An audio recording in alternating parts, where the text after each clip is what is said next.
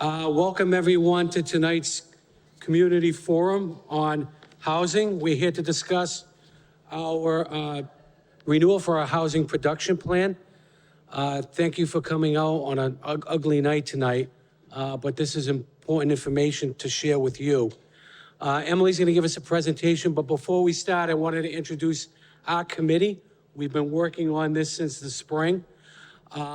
We meet as a group and we discuss the elements of what you're going to see tonight. So on the committee, I want to introduce our presenter, Emily Globitz. She's the principal planner for CMRPC. To my left, we have Adam Menard, Dr. Adam Menard. He's our town planner. Darlene Coyle, she's our DDS department head. And Brooke Holgren, our economic development coordinator. And I'm Ed Casanova, your town manager. So welcome everybody. Some of the issues you'll be hearing about tonight deal with, understanding more on a local issue about our housing needs and demands. This plan hopefully will create a vision for future affordable housing here in town, which is much needed. And it identifies areas in town that are primed for potential development. Before Emily gets started, just want to tell you we have some snacks up there. If you're welcome to help yourself, if you want to grab something now before we get started, please do so. And I just ask that you sign up, if you haven't already signed up, if you could sign up before you leave. So with that, Emily, I'll turn it over to you for a presentation. Thank you. Thanks, Ed. Oh, okay. So thank you so much for coming out tonight, like Ed said, on this kind of gross Monday night. But I promise you it'll be well worth it. We're going to start off the first half with a presentation. The second half, we have kind of an interactive breakout activity. We'll have some maps in the back that we'll be gathering around and talking about, and I'll explain that a little later on. Yeah, so this is just the agenda for tonight, and I'll try to get us all wrapped up after the breakout activity by 7:45, so we can get you out of here before 8 o'clock. Like, if you need any chips or water or anything, feel free to stop me and I'll toss you a bag of chips. All right, so let's just get this started with what is a housing production plan? Why are we here tonight discussing this?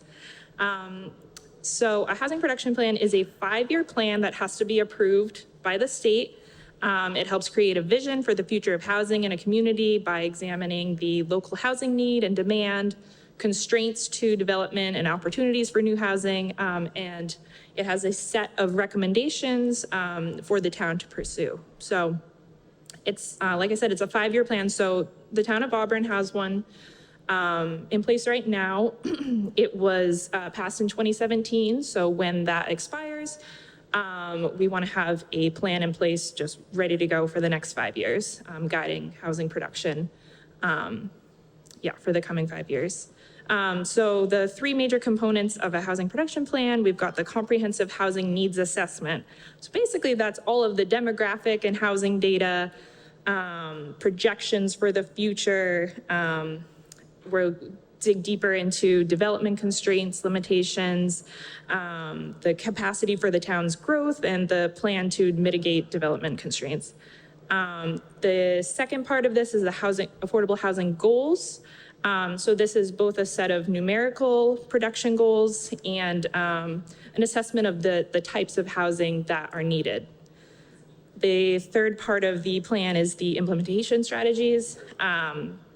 So both identifying specific sites, which would be most appropriate for development in the future, and identifying any appropriate zoning and policy changes that might help facilitate new production of housing. I should just note that I'm going to go through these slides, and then there will be an opportunity for question and answer just in probably about 20 minutes or so. So how can this plan help the town? There's a number of ways this is going to be a really good benefit for Auburn. It helps address unmet housing needs and demands, establish a vision for the future of housing with clear goals and objectives. I'll get more into this in a little bit, but it'll help the town meet the state's 10% affordable housing goal. It will help guide 40B developments under comprehensive permitting. I'll also talk a little bit more about that in coming slides. And it influences and identifies the type, location, and amount of housing being developed in the future. I also have Auburn's 2017 plan up here if anyone wants to flip through it and get a sense of what this plan is going to look like. Just a brief overview of the project timeline. We kicked this off in March. We've done a series of data collection. We had a survey out in the spring. The survey results, if you haven't grabbed them, there's copies up here. Today we're here running the community forum to get even more input and present the results of the survey. After that, myself and the committee will be working on drafting goals and strategies, updating the ones from the previous plan.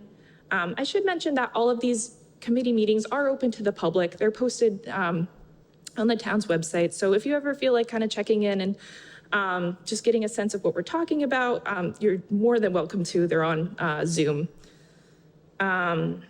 Yeah, so then the next phase of that will be drafting the plan and then seeking public input. So you will have another opportunity for input if you want to leave your email address here so you can get emailed a draft of the plan when it's prepared. Please do so. Then the draft plan needs to be adopted by the planning board and the Board of Selectmen prior to being submitted to the state. So everyone's favorite topic, Chapter 40B. There's a lot of kind of misinformation around this. So I want to give this an opportunity to kind of clarify what 40B is and how this plan kind of is incorporated and how it helps give the town a little more local control over these 40B developments. So one of the reasons for doing a housing production plan is to strategize ways to increase the supply of affordable housing. In this context, when we're referring to affordable housing, we're using a definition set by the state and federal governments.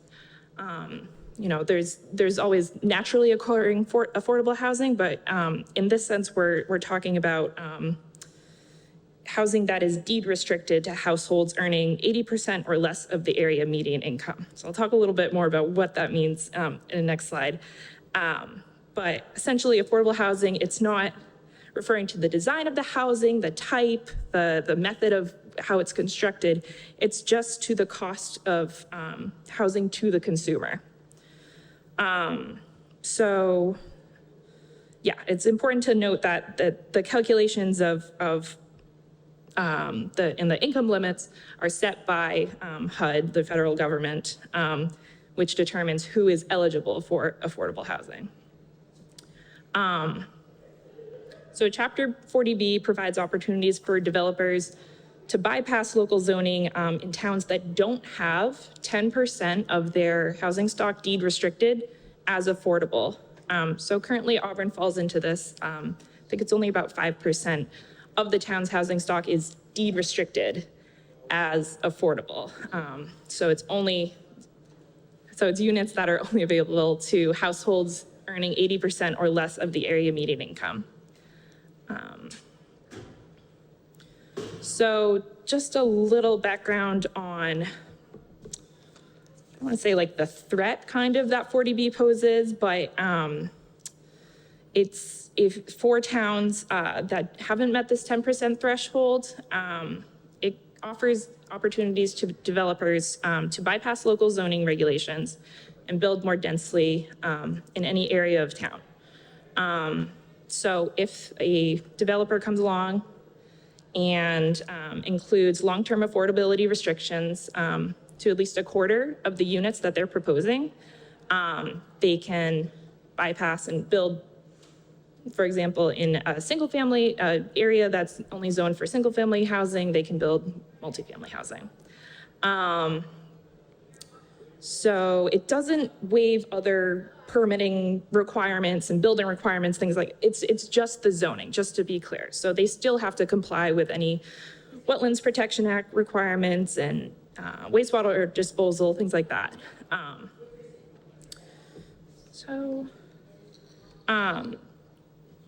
And just to note, this housing production plan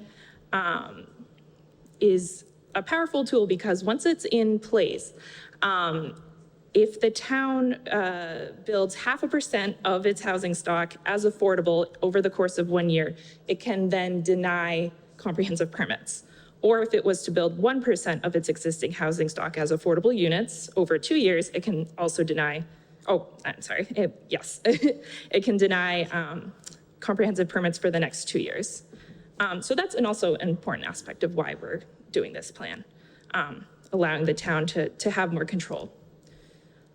So this is a way to just kind of break down what is area median income, what are these income limits that I'm talking about. So this is updated by the federal government every year. The area median income currently for Auburn and I believe it's 30 surrounding towns. So it's towns like Boylston, Northborough, Millbury, Worcester, there's a group of them. The area median income for that is currently $122,000. So,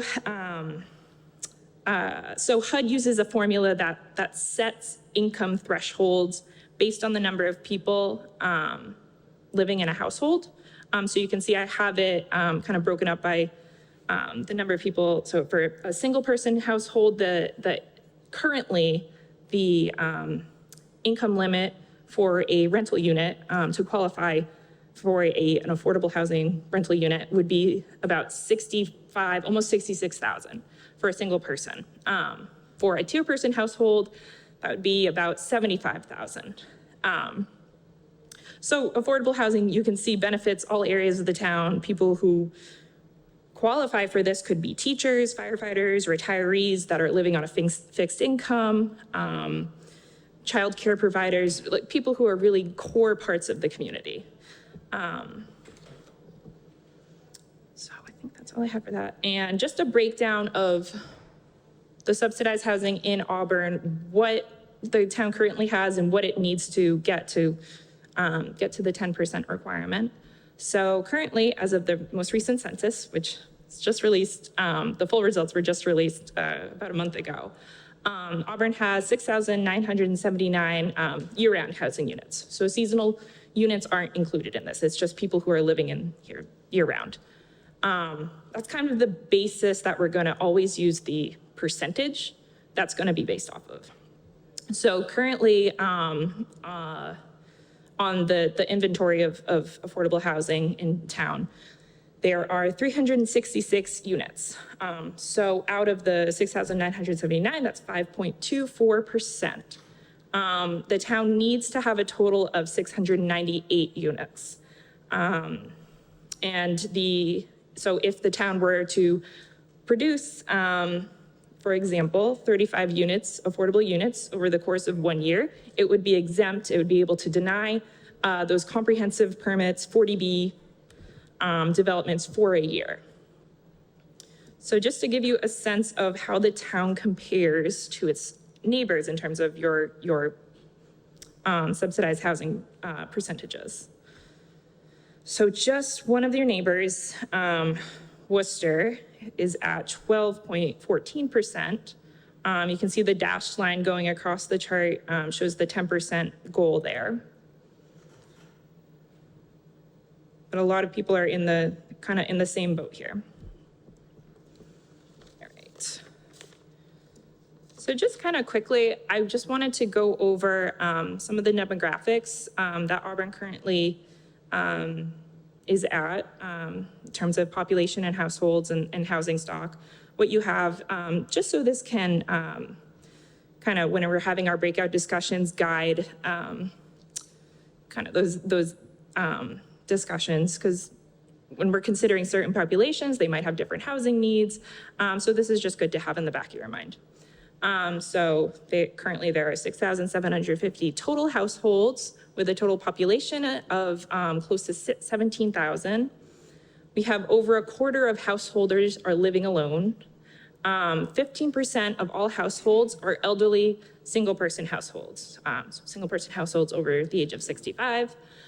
29% of all households have children under the age of 18. 29% of residents over the age of 65 are living with some type of disability. The median age is 44.6.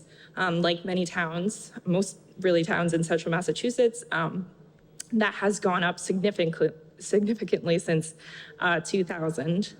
So our populations are getting older. The median household income for Auburn is about $94,000. According to the census, 40% of households are earning less than $75,000 each year.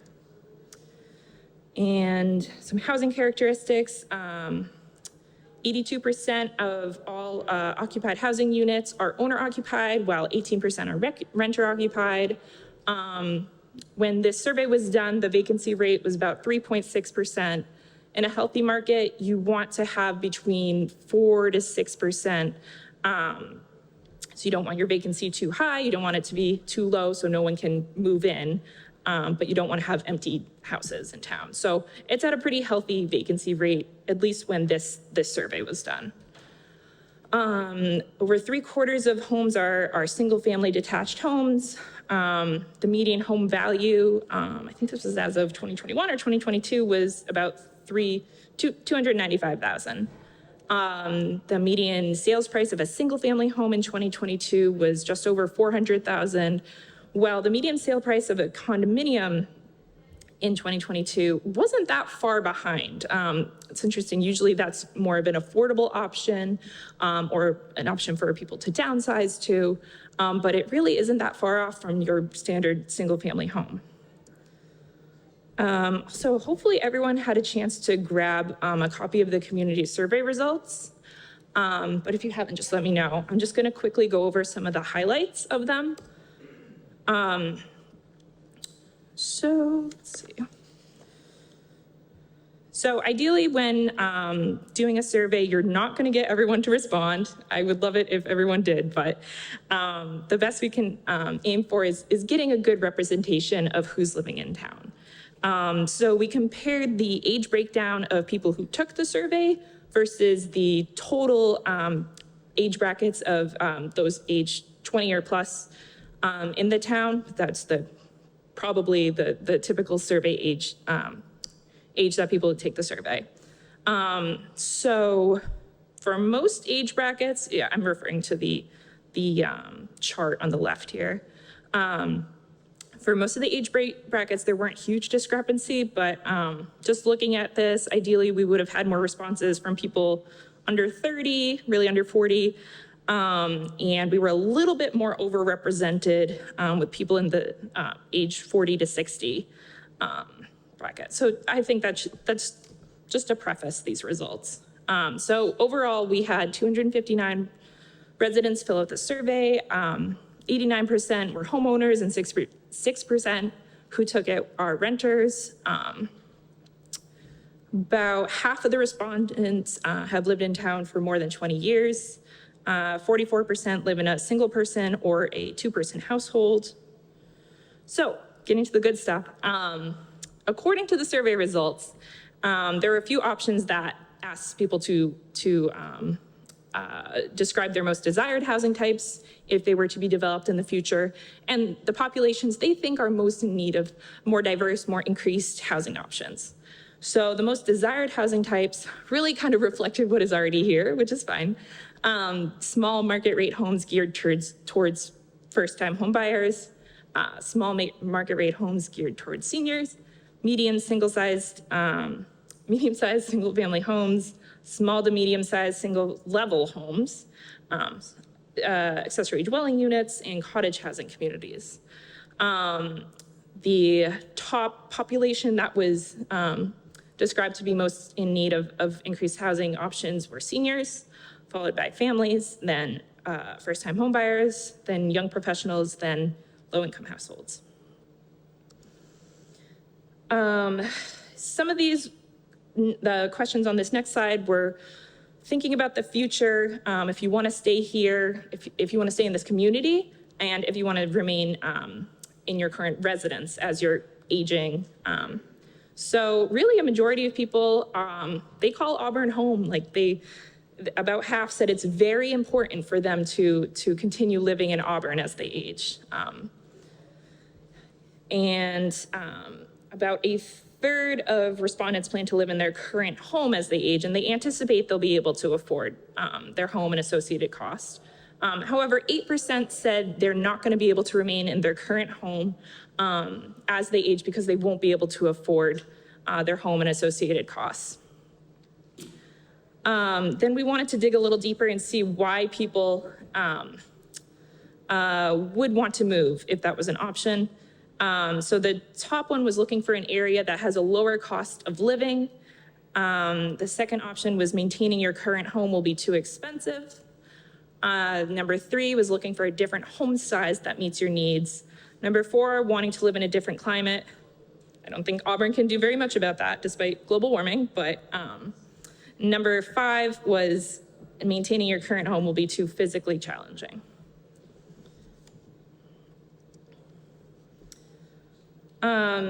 About 2/3 of respondents reported paying more than 30% of their monthly income towards housing costs. So this includes things like mortgage, rent, property taxes, utilities, insurance. Kind of a standard like metric for affordability that's used nationwide is that you shouldn't be paying more than 30% of your monthly income towards housing costs. Otherwise, you're labeled cost burdened. So technically, that 2/3 of the people who took this survey would fall into this kind of label.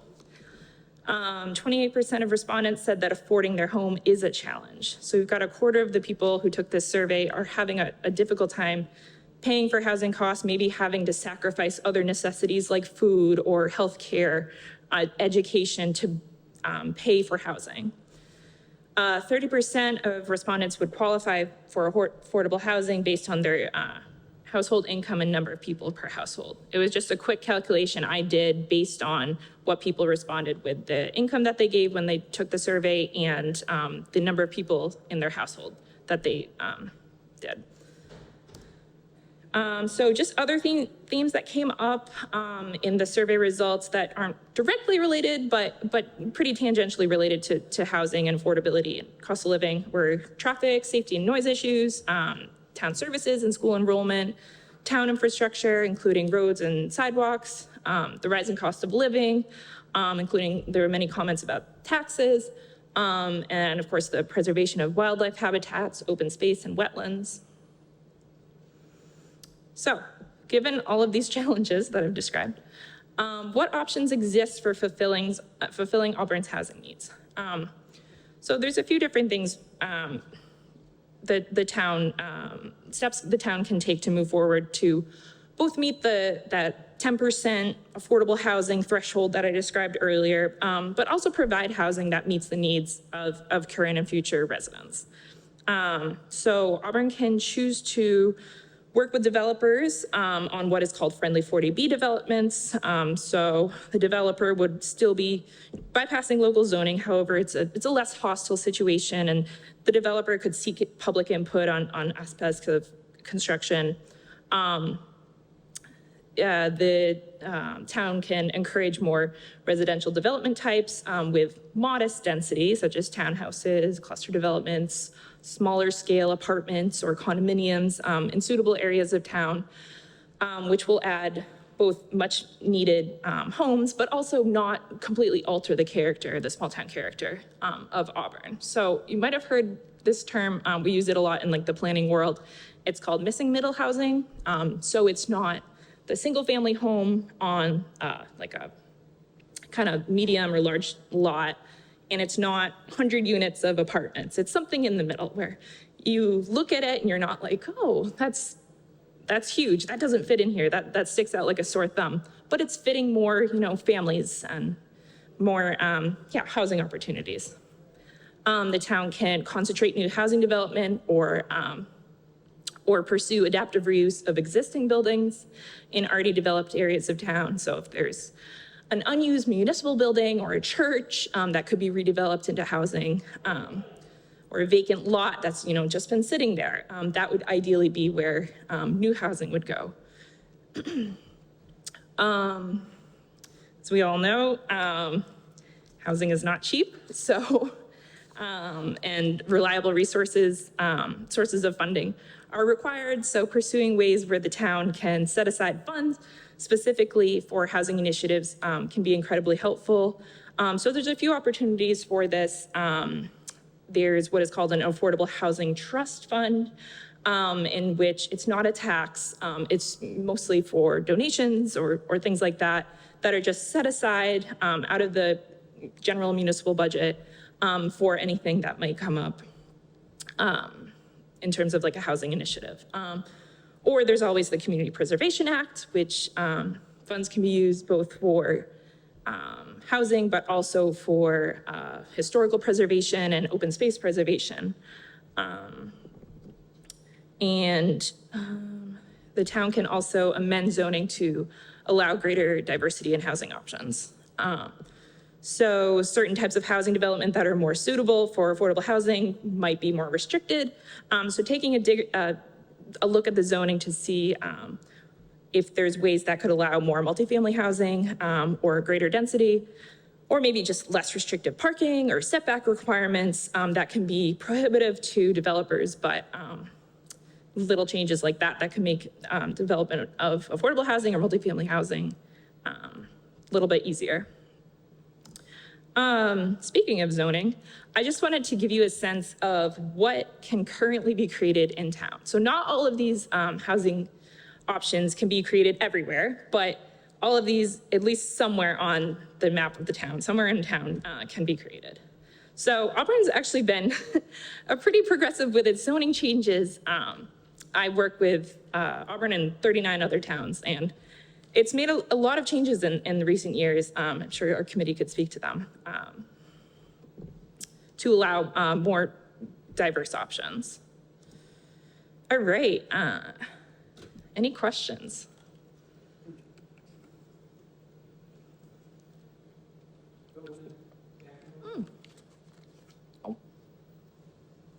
I got a funny feeling that this is gonna blow the walls out of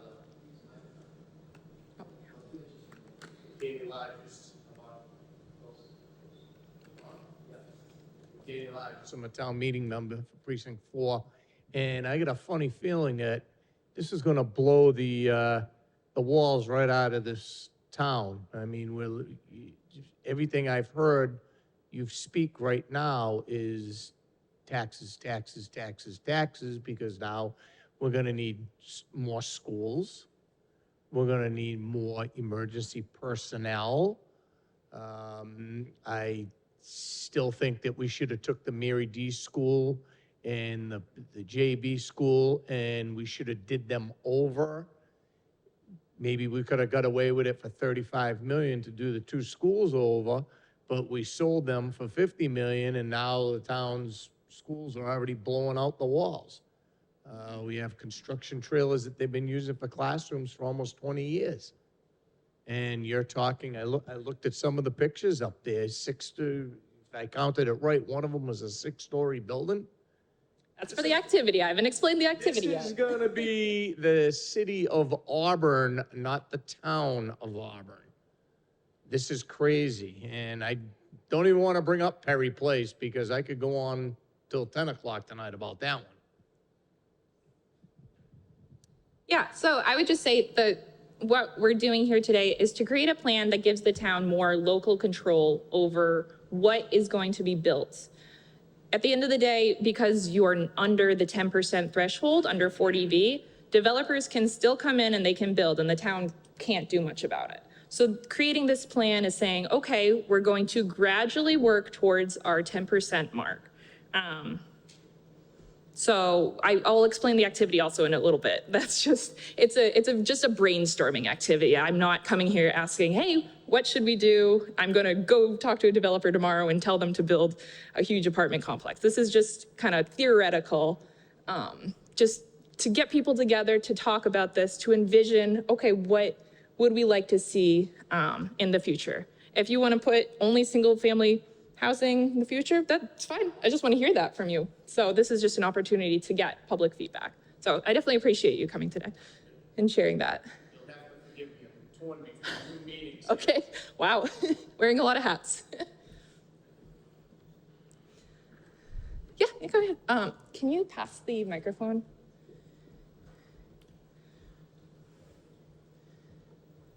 Jones.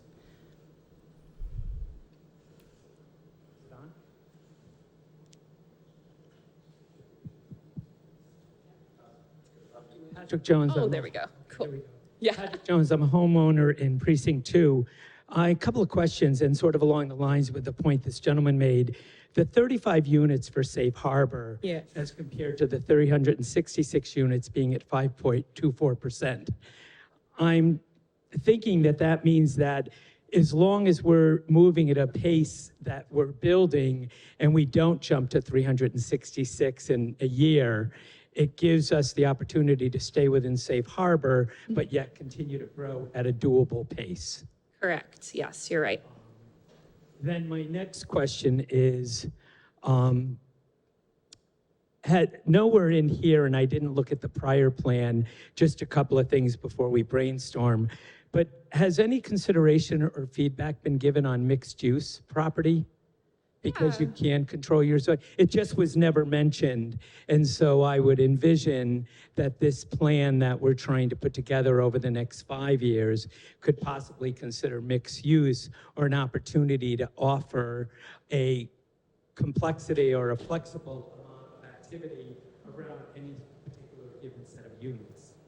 And I guess the last thing when we go into talk, I'm here because I'm one of these people that I want to see us move at a manageable pace. I want the integrity of Auburn, which is a great community, to stay intact, but yet I want to be fair to everybody. I don't think it's easy to sit here and say that. I don't think it's so easy to accomplish. So thank you. Yeah, mixed use will definitely be part of the activity, which I'll explain in a little bit. But yeah, a few different parcels have come up in our discussions about potential future areas theoretically for housing, and we agree that it's important to grow, the residential base and have housing for people who live here, but also the tax base and the commercial base as well. And I mean, mixed use is great. It gives people options to just walk to, some kind of office or shop or something like that. So yeah, we'll definitely want to hear more about that when we do the breakout activity. Steve Consilvio. Hey. The 35 units is affordable? Is the 35 units affordable housing or just housing? Yeah, it would have to be affordable units. And so we don't have a CPA, correct? And Correct. Is the idea to implement the CPA or work without one? Actually, let me back up. I was late because I was crossed off. Who Who am I? That's a great question. I don't even think I introduced myself to anyone. So my name is Emily Globitz. I work for the Central Mass Regional Planning Commission. So I don't actually work for the town. I'm more of a consultant for the town. I work with Auburn and the 39 surrounding towns. I primarily focus on housing planning. So I've done a lot of these housing production plans. I also love working on master plans and comprehensive planning. So just getting towns to kind of think about and envision their future, come up with a set of goals and kind of get them to move forward. So yeah, the 35 units, those would have to be affordable units produced. So there's nothing, I read the plan today that's on the website, which was 2017? Yeah, the 2017. There's no discussion about who's setting the price of the housing at all. Like, the assumption is whatever the developer comes up with is going to be the best price. I know in Worcester, they're talking about selling the DPW property to a developer, or they're looking for bids. Like, why shouldn't they should be doing that in-house? And then they can control the price and make it affordable instead of having the developer somehow magically decide what 10% is, right? I'm on the Auburn Housing Board very recently, so I don't know everybody to speak of. But the state hasn't built hardly any affordable housing. So it seems to me that if we need to get affordable housing, we should be developing it in-house and be setting our own prices, hiring contractors to build the building. We could run schools, we could run fire departments. Like, the idea that we don't have the skills to build a building seems a little far-fetched, to be honest with you. I think we do. Yeah, the interesting thing about what qualifies as affordable housing, it's a metric that's kind of set by the federal government and the state governments, essentially. So I think I had a slide here. But it has to be, it's something that is kind of probably going to change every year a little bit. So it has to be 80% of the area median income. So the median income, they're going to update that every year, but they set these income thresholds each year.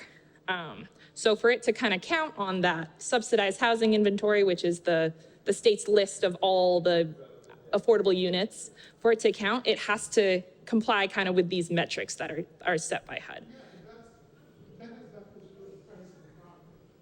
Oh, the What I'm property. saying is we should be taking a much more active role in creating the price of the property rather than allowing the marketplace, which obviously cannot do it. And if you think about, there's plenty of cities and towns that have a CPA. They still have all of the same housing problems. So there's no magic bullet. If we had a CPA, we're gonna have all the same problems 4 years down the line. And the other thing I would say is in the same report, it says that something like 10 to 25% have foreclosure issues and are under duress. So forget about the affordable housing for the poor. The people that are in the middle class also cannot afford the housing while they're in it. So there's obviously going to be a lot of resistance to the CPA because they're only going to get a tax bill of $50. They're not going to get a bunch. We just move the money around from pocket to pocket. We can't do anything to someone within the house. But my personal experience as a homeowner is I own my house outright after 35 years. If I leave my house, I could easily downsize. I can't live anywhere cheaper. So I pay $300 a month in taxes. I can't live anywhere that's $300. I don't need all this space. So where am I going to go? So the leadiness in the marketplace is never going to get me out of the house until I'm too sick to stay. And that's why there's a housing crisis. Because people can't move out, people can't move in. Very good. And you're letting developers and realtors prices and encourage higher prices. How are you ever going to get a lower price for people that are not paying that kind of money? At some point, you got to deal with the marketplace. Is the government, we have the power to regulate the marketplace. But all of this is, none of this is regulating anything. It's just hoping a developer will do something. Go around them. Like just jump over the mountain. There needs to be a better plan B, basically. Yeah, that's a lot of great input. Also, if anyone from the committee wants to pipe in as well. So I really don't want to bring it up, but, the Board of Selectmen negotiated a fair LIP with the builder on Perry Place. And now the guy backed out, and now he's going to stuff it someplace where town meeting members or anybody, residents or anybody else is going to see it. So this is why they need to turn around and put limits on these 40B housings. They give them too much power. They need to put restrictions on them, give the towns more power than what the developer has. It's ridiculous. Yeah, background on 40B, I think it's a law that was created about 50 years ago, at least. So I agree, there's definitely parts of it that need to be updated. I'm hoping maybe with the new administration, they can put more reasonable updates. She says no, but we'll see. But it's something, I can't think it was passed the end of the 1960s, maybe 1969. So it's something we've been working with for a while, but this is what we have to do. So how can we change it? It's a good question. That's done at the legislative level, so you would have to work with your local delegation to either sponsor legislation to amend or to modify the existing law. The law has been enacted. We have to live by what's on the books. And unfortunately, it allows developers to bypass local options that gives them more flexibility to create affordable housing. What about a building moratorium? I was told Millbury just did that. They did, yeah, that's correct. Building moratorium, it's an option, yeah. Sometimes if you have one in place, the state doesn't love it, so might kind of not get prioritized for certain state grants or things like that if they're housing related. So it can be a little iffy with that. It's an option, yeah. I don't think the state really cares, because if they did, they wouldn't be dropping off all the migrants in towns and not telling the town until 3 days later. Yeah. You know, just because we have a hotel, a vacancy, the state comes in and says, hey, guess what? We're dropping off 100 families, or, you know, and they drop them off in that crap hotel down there in Sutton. Yeah, it's an unfortunate, situation we're all in here. If we could stick to the topic that we are presenting on, I would appreciate it. Are there any more questions or,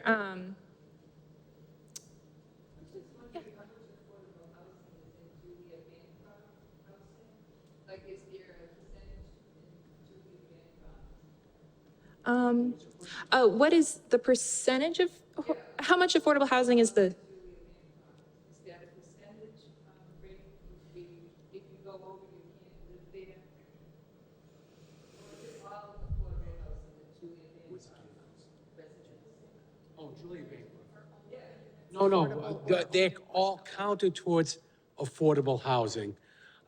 All of the units are, so there's 55 in each. So that gets counted towards that 366, which puts us at about 5-point-some odd percent.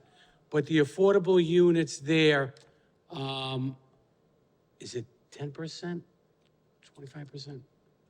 think most of them are actually affordable. It's a small percentage that aren't. Well, there's a different tier structure for the rates over here.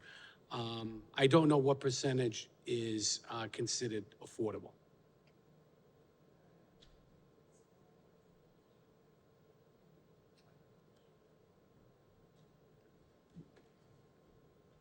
I just have one question, because I don't know. What is the definition of affordable housing? What is the percentage of normal rent versus affordable rent versus location of the house or the rental property? Yeah, so affordable housing, it's just focused on the cost of housing to the consumer.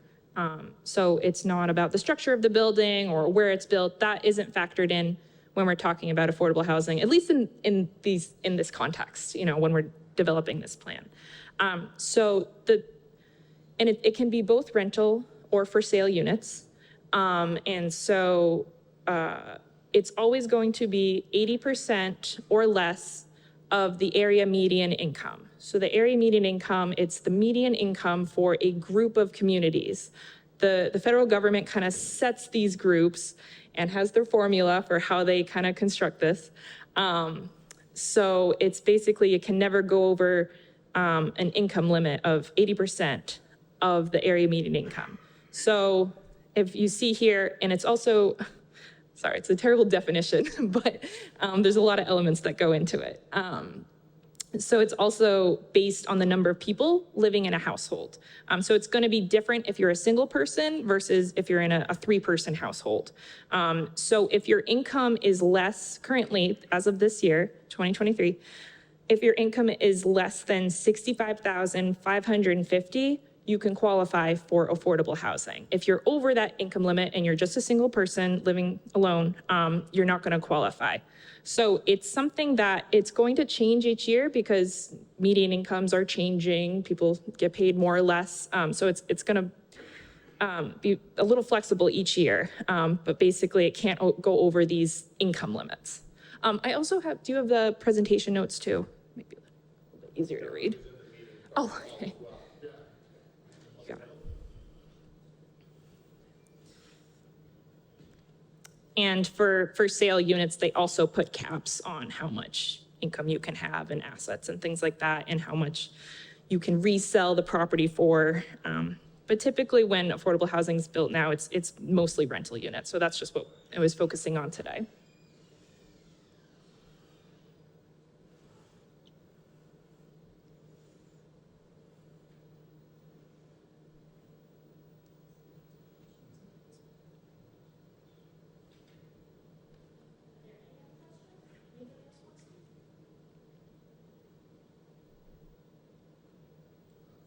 Okay, great.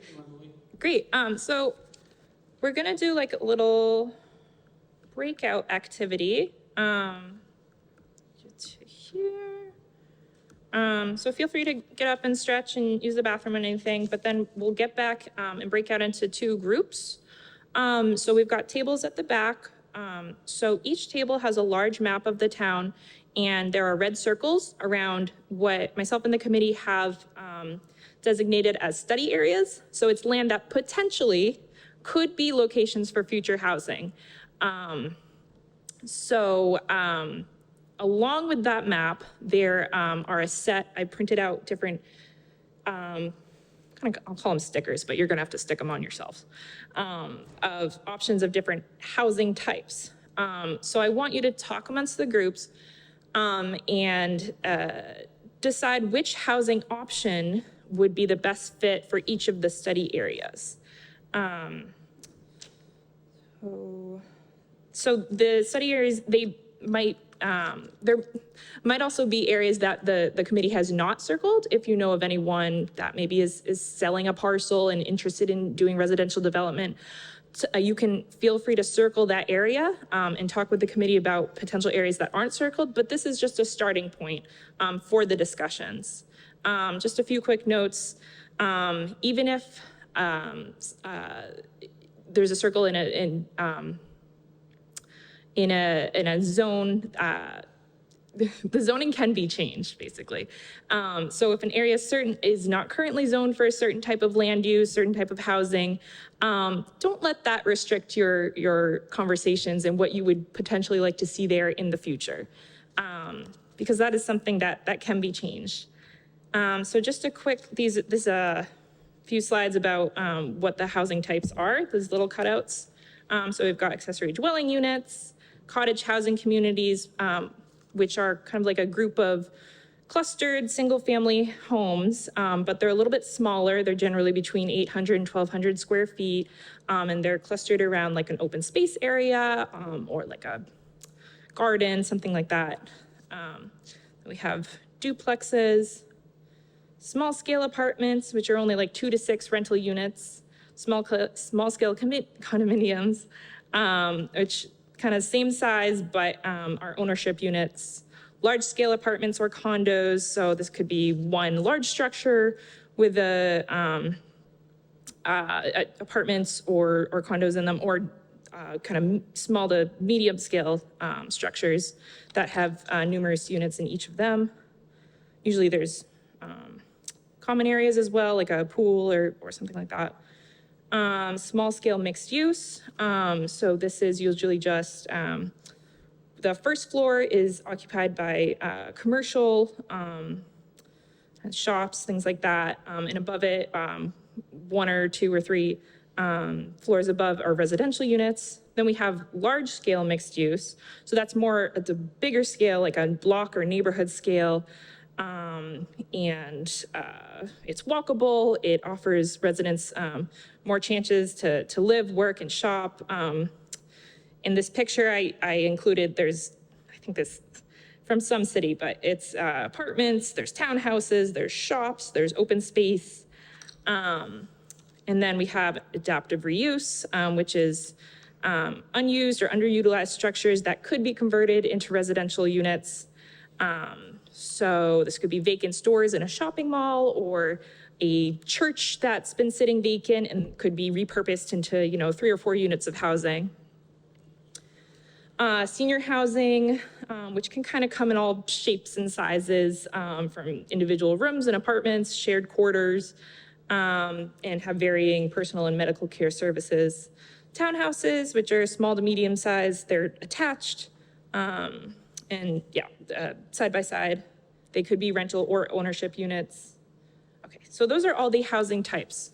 So yeah, you'll basically place the housing types that you think could be in the future, you'd feel comfortable seeing it developed in next to each of the 6 study areas. So I hope that is clear, and someone from the committee will be at each table to help clarify this and kind of generate discussion. So this is all theoretical, and it's just really to help us get talking about this. I'm not calling up a developer tomorrow saying the town of Auburn wants a huge mixed-use complex, downtown. Like, we just want to, I want to get a sense of what you'd feel comfortable seeing developed, or if there's some aspect that you really like about something, but maybe the scale, it's too big. You wanted a smaller scale of it. That's, I don't know what time we have here. 6:54. Okay, so the next, half an hour or so, let's do that discussion activity. So how about anyone from my group over here on my right? Yeah, Steve, you want to step up and? Dan wants all single-family houses. No, that's duplexes. All right, can you come up to the mic so our viewing audience can? Okay, so, going through the revenue with what they were doing for Perry Place, they're talking about $450,000 on a large scale of tax revenue. I really don't think the town is gonna be making out, it's gonna cost the town money. So I am dead set against the size of housing complexes like that. I honestly would love to see houses like Pheasant Court or those buildings down on James Street that are being built. I think we're gonna end up with more tax revenue out of houses like that. Duplexes, even 3-decker multifamilies like are on Oxford Street. I just don't think the town it's gonna help the town in going large-scale housing complexes. Multi-use, that might be really good.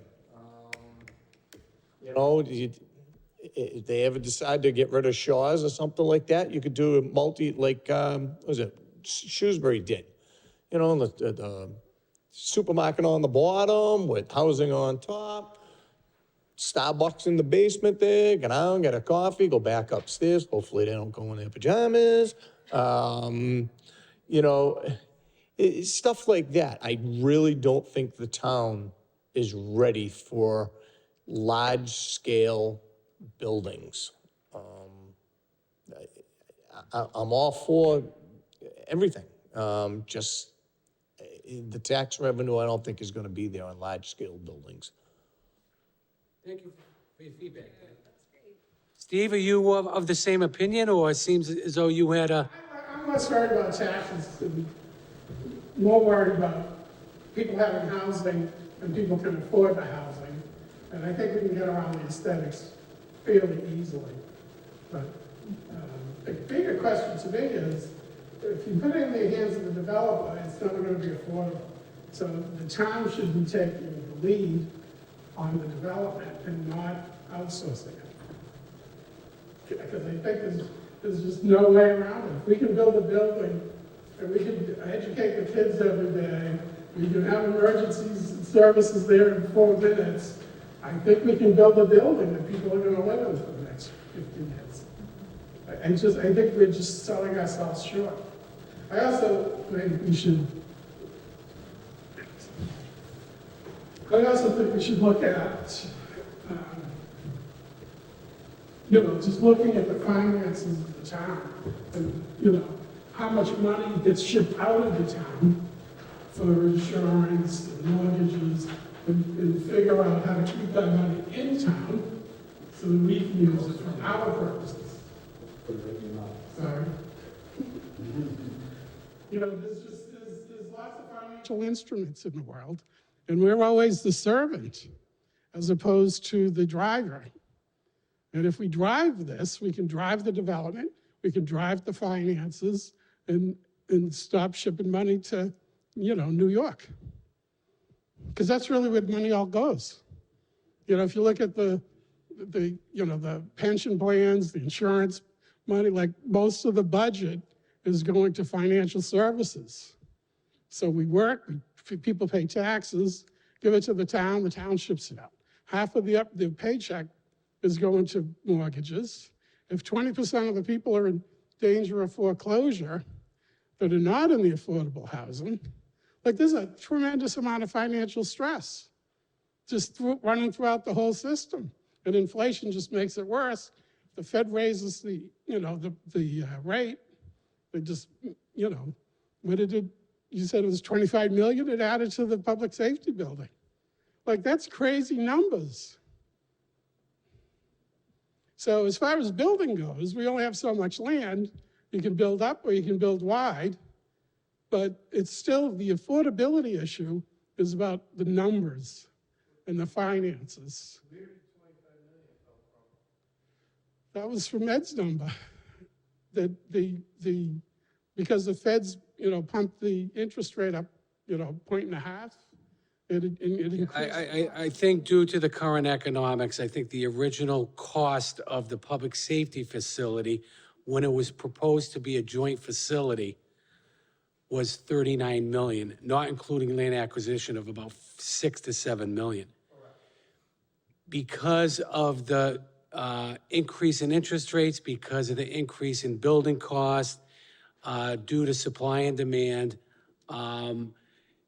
that 39 million went up to 78 million and did not include some of the issues that have been raised from the school department in terms of relocation costs and things of that nature. So that joint facility put the total cost above $80 million, which is, which. Realistically, I think we're looking at $100 million. That's just, when you look at the debt and interest cost over the term of the borrowing, it would be approaching $150 million. Those are big numbers. The state of Alaska only cost like $8 million. So, 150 years ago. So the scale of going from 8 million for the state of Alaska to, 100 million for one building, like we're living in a crazy vortex, and nobody wants to discuss it. I don't understand why, but it's just, these are our numbers. We created them. These are our accounting habits. All we gotta do is write down different numbers. You get different results. It's not that complicated. So I can only imagine what the cost would be to build a new Auburn High School if we were to build it today. 20 years ago, we paid $45 million. I would venture to say, you look at the cost of construction, certainly, you see what they're building in the city of Worcester. Doherty is approaching $300 million. South High was $250 million. Certainly, our schools are not that big, but I would venture to say that if we were to replace the building down on Auburn Street today, that $45 million would probably be approaching $150 million. So that's the struggles we're facing, certainly. I don't see our voters supporting an $80 million joint public safety facility. That's something we'd have to take to the voters. It was decided not to bring that forward, just by the magnitude of the cost. Our taxpayers cannot absorb that type of burden in these economic times, so. But anyway, thank you for your comments. I appreciate it. If I might just add, I definitely said that I was in favor of a large scale in a place like the mall, the old Sears building. When I think large scale, I think in regards to volume and space, I'd still like to see serious limits put on the height and the numbers, and even combine it with mixed use. Just to clarify my input. Do we want to hear from the second group? All right, come on up. We're doing it from there. You're not going to like me, but that's okay. Just to put that out there. Actually, this young woman over here was in my group, and we did think that there would be some opportunity for large scale and mixed use, both where the Auburn Mall is and over where the Shaw's and the Bed and Bath and Beyond. Part of what I envision when I think of something like that, and when you can do mixed use, large scale, is I don't envision in the next 8 years that all of this is just going to go up and we're going to add, like my question was, the 355. I envision that the commercial portion of it, which would all go on the first level, and reuse, such as the Auburn Mall, would offer an opportunity for the individual home or people that are going to buy these units to move in over a period of time. And so it wouldn't just abruptly change our demographics so that we'd have to build a new school immediately or add on. But the to go further, so we did see adaptive reuse and large scale in those two areas. In 1 and 2 and 5 and 6, we actually felt that the use of cottages and townhouses and the smaller, really accessible single dwelling family units would be really quaint back there. Why would that appeal to me? Because we've already heard that people here want to stay in Auburn and they're really fond of it. But if you have a 2,000 or 2,500 or a 3,000 square foot home and your children come off and, go off to college and then don't come home, or you lose a spouse or something like that, it would be great to have a neighborhood over where 5 and 6 are, or certain areas where you could then relinquish your home, have an opportunity to stay in town and move to a smaller, quieter section.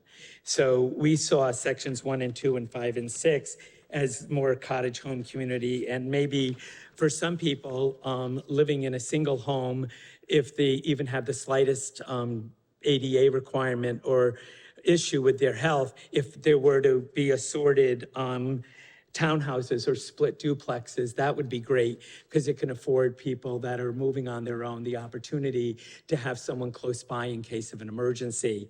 So I think it's going to happen, maybe not completely in our lifetime, but Auburn is always going to be here, and Auburn is going to need to stay resilient with the times. So what I will say is I think the plan, which started 5 years ago and continues, is not only very much needed, but the fact that we can take the time and invest in it the way we are, talk about it, and get all this feedback out is a privilege, because some communities aren't that organized. Some communities are sort of pressed to the circumstance and things are going up around them. But for Auburn, I know people take the time to step into town meeting and to meetings like this and voice our concerns.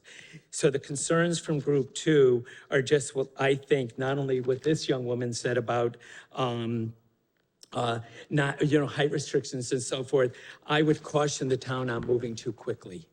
I think it's great to have a plan, get the plan out there and start to move. But on even some of the adaptive reuse of the large scale, it might be prudent to work with the contractors so that the commercial can get addressed and then the community above it can fill in, so that we're not ending up with 200 units now at the Auburn Mall with 400 kids that need to go to school because we just rushed a bunch of families into them.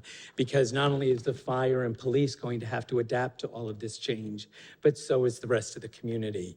And the other reason why we picked the Auburn Mall, and we also picked Yankee Drummer as a mixed use or a large scale, is because when you're in those two sections of town, it affords you the opportunity to get right onto 290. It gets you into the main strip of 2012, and it puts you in a position where you're very quickly able to maneuver through Auburn or out of Auburn without disrupting a lot of the other areas in town, which are somewhat very more residential and quiet. So that's our feedback, and we're sticking to it. I think that's great, and I agree with you. Okay, but the way I'm looking at a lot of things is we have so many vacant, we can't get businesses in because the younger generation just wants to pick up their thing and go, oh, Amazon, I can have that shipped here by tomorrow morning. They don't want to get out of their car and go to the mall or go to the store. You got my neighbor. Hello, Dunkin' Donuts? I need, and I see Dunkin' Donuts going to their house every single morning. That'll change. Because they don't want to get out of their car No, but what, But shops in the town of Auburn are becoming few and far between. no, but what would be really important as part of this plan with mixed use, and it would be something that I'll defend on this point, many, many, many Papagenos in the nation have closed, many of them in Massachusetts. Auburn's has not even been touched. It's one of their best. Verizon on the corner across from the fire station, really accessible. I go by there, I always see people in there. So the goal is to offer some kind of streaming services or things that are going to make the community congregate and make those viable so that we draw other people into the community. I don't know if you have a census on how many people, we know how many people live in Auburn. Do we know how many people work and commute and actually participate in Auburn on an annual basis? Because I got to think that some of the people that have to come to work and come and teach, they need to go to lunch, they need to go to Dunkin' Donuts. You're right that we use our phones. But you know what? Everything, we were the generation of developing computers and subscription services. But the intent of that was so that people would have to make choices. And we know now that all of those streaming services aren't going to survive one by one. But I think that at some point, there's going to be something viable between brick and mortar and the internet. And it's not all going to be the internet because we're social beings. I'm not going to be here when that decision gets made. Last I heard, the town triples during the day. Does it triple just about during the day? I think daytime, I think population of Auburn is 16.8. Yeah. The daytime population is double that. Double that, sure. But my point is the eye doctor on the corner across from Millbury Credit Union itself, there are some really viable commercial places here, and we can have more. The trick is to understand the community and the services we can provide. And I don't know if everybody's ever done a really good study on that. But, you know, restaurants, if you don't even have to go to college, restaurants, for every 2 that open, 1 never makes it. For every 2 that open, 1 never makes it, if not both. So we don't want to flood the town with restaurants. There's a lot of other things that we don't want to do, but there are other communities out there. We can't follow suit, to your point.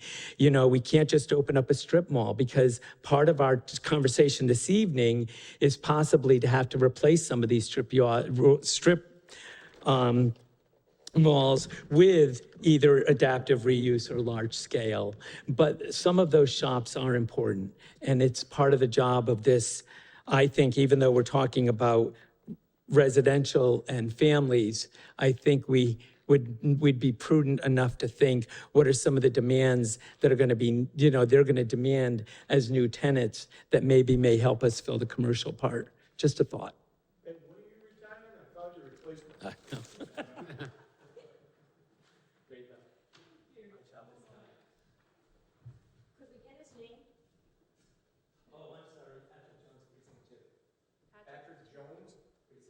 Patrick Jones, precinct 2. I just wanted to add, I just don't want to see the businesses forgotten about. I still want to see like storefronts available for barber shops, public parking areas. Like Auburn has always been a town of transportation and Auburn's a, yeah, I guess so. Hello, testing.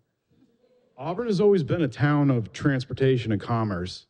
You know, it's gonna be, you start taking something like the Auburn Mall and, you know, make it, you know, private gated, all condos, you know, you lose a little bit of, you know, public convenience and public safety at the same time.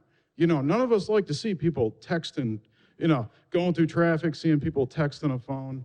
You know, these places are like a place that we can get off the road, regroup, get a bite to eat, you know, grab a coffee, write an email.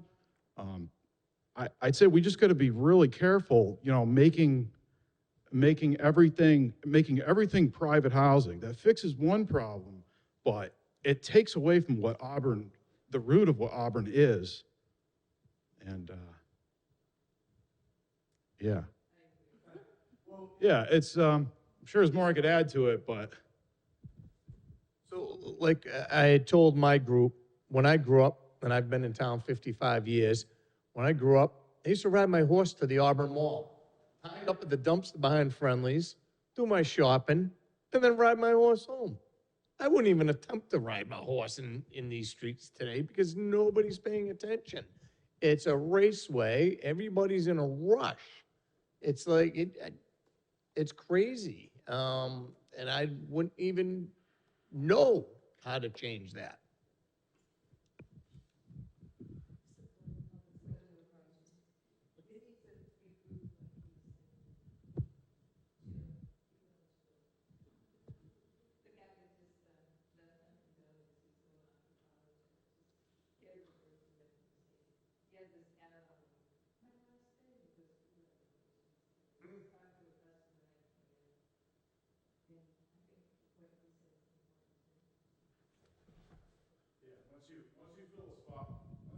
spot housing, you're never taking it away. You know, someone's living there, that's their, you know, that's it. That's game over. So like the businesses and the public parking areas have to be planned in ahead of time. Because there's no going back the other way. You know, you're not gonna go bang on somebody's door and say, we're gonna blow out these 10 apartments to put in barber shops 10 years later. It's not gonna happen.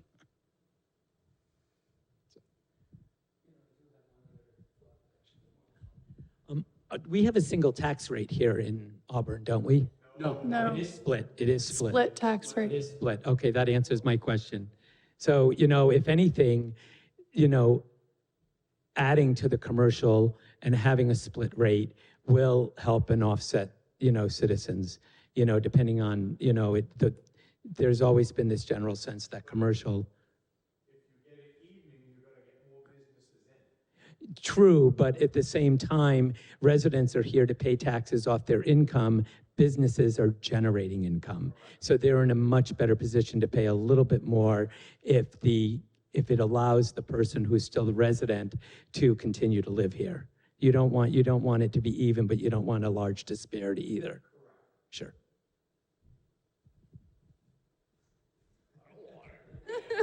That's dangerous. Well, thank you. We value your input, and certainly your comments were well received, and we'll take that into consideration as we move along. I thought tonight went very well. Emily, thank you for your presentation, and thank you everyone for coming out and participate. Just Worcester. That's right. We have a number of meetings to schedule before we call for a vote, and this gets submitted to the state. What's the timeline? We're looking at a late fall, early? So next steps are to continue to develop the goals, which will take a few meetings from us, and then develop the plan. So probably early winter, I would say. But again, please leave your email up here if you signed in. And then when the draft is prepared, I'll email that out to everyone who submitted their email. And then we'll be looking for feedback from the public to, you know, make sure that we captured everything. And this is something that reflects, you know, your needs and your vision for the future of the town. So just stay tuned for that. Again, our meetings are open to the public. They're on Zoom and they're posted officially. Yeah, so again, thank you. This was a great crowd that turned out tonight. I appreciate all of your input, and we're not done. Go. I would love to see some town residents on the board. We have how many members are on this board? What do you see here? Four? There's only 4 members? I'd love to see 4 residents from the town of Auburn on this board as well. All of you just work in this town. When your work day is done, you go back to your own towns. I would like to see some input from town residents on the board. So the composition of the committee is already set. That's something we could take a look at. Certainly, if there is room for growth, we will consider that. This is why we take it to the public forum, so we can get your feedback and get your ideas and help us formulate plan that addresses the concerns that you raised, so. But at the end of the day, it's the board who makes the decision. Correct? This plan ultimately gets submitted to various boards and committees for approval, so that, there is a process for that. This is a committee that's been formed just to update this plan. If the town wants to move forward with establishing like a more permanent committee to work on implementing the goals that come out of this plan, that's also something that we could include as part of the recommendations and encourage town residents to be on that. At the end of the day, I mean, you see, we only got, 7 or 8 people to show up here. It's really hard to get engagement at the public level. So we can talk more about, kind of maybe opening up a spot for town resident. And then also, if you didn't sign in tonight, we'd love to have you sign in. But we also, if you have your email and you want to put your email, Emily is trying to send out anybody that wants to stay connected with it. She's collecting that. So I don't actually have anybody's email on here. So if you want to share your email, we would love to have it. What is the consequence of the plan when it's done? Because I just read the one from 2017, which I guess is the one we're updating. So you say you submit that to the state, Yeah, and then it's valid for 5 years. Yep. but what is the consequence? Like they get that?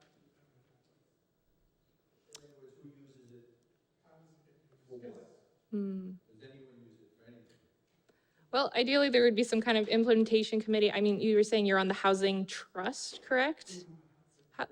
Housing board. Okay, so this could be a guiding document to help like that board, move forward and kind of have a document that gives you clear goals and objectives to move forward on. Yeah. One of the few things I've learned, like for decades, I don't know if that's actually true, but it doesn't sound like we're building any public housing. Yeah, the state's shifted away from that. One of my questions when I joined with them was, why wasn't Mary D. and Bancroft taking this public housing? That, before I got there. There are opportunities that get missed, right? And I think that's the bigger problem, in people's private lives, in public life. You've got enough fires to put up without sort of figuring out how to think outside the box sometimes. This is a huge problem. I think housing is the tail that wags the dog. And until we fix housing, we cannot fix anything. So the fact that nobody can afford housing, or a large number of people, generically, and we were talking about this at the table, I don't think there's a housing shortage. People can't afford the housing. So you have to figure out a solution to make housing affordable, which is different than building. This idea that somehow if you increase the supply, the price is going to be low, supply and demand has never been true. People can't People afford the believe house. it, but it's not true. There's a house on my street that they're renting for $2,800 a month. Yeah, That's almost 3 times my mortgage. yeah. And so people can't afford it. It's whether they choose to have. Some people can afford it. Money trickles up. So the people at the bottom cannot afford housing, which is, if you've ever played Monopoly, you all start off even. At the end of the game, one guy has all the money. Everybody else went broke. So if we're going to have a system in place, it should be for the losers of Monopoly, not the winner. The winner can buy whatever they want. They don't have to worry about tax cuts for the rich. They already have all the money. The problem is the people that don't have the money, they can never be able to keep pace with inflation. In this, I don't really believe there's a housing issue, because look at all the Airbnbs. There's plenty of housing. Nobody can afford it. And I think we need to build a community. We need to create some sort of financial instrument to get pricing down. and regulate pricing, whether it's directly or indirectly, so that we bought 90 houses for $2,800. How is that legal? But if they didn't donuts drive-through, anybody know it's supposed to be this winter? What, say this again? There's too many cars out on the street, not that there's been an accident, but maybe. Well, there's been numerous accidents. Right, is that Dunkin' Donuts? Yeah, Southbridge Street. I was going there, I was up the street there, and I'm like, I never seen anybody with bumper, but under the bumper. Then I had heard that they were, doing a drive-through this winter, over whatever, but I haven't heard nothing else about that. Just like everyone else does, order on your phone and deliver. Oh, I didn't see that. It's so social, and so. I make my coffee at home. Well, that's good. I know our combies. One of these days, I will. I can't put those. I can for now. Well, once again, thank you all for coming, and we appreciate your participation for this housing production plan, so stay tuned. Thank you, everybody. Thank you, everyone. I have my business card up here if anyone wants to grab it and follow up with anything. Emily. Thank you, Emily.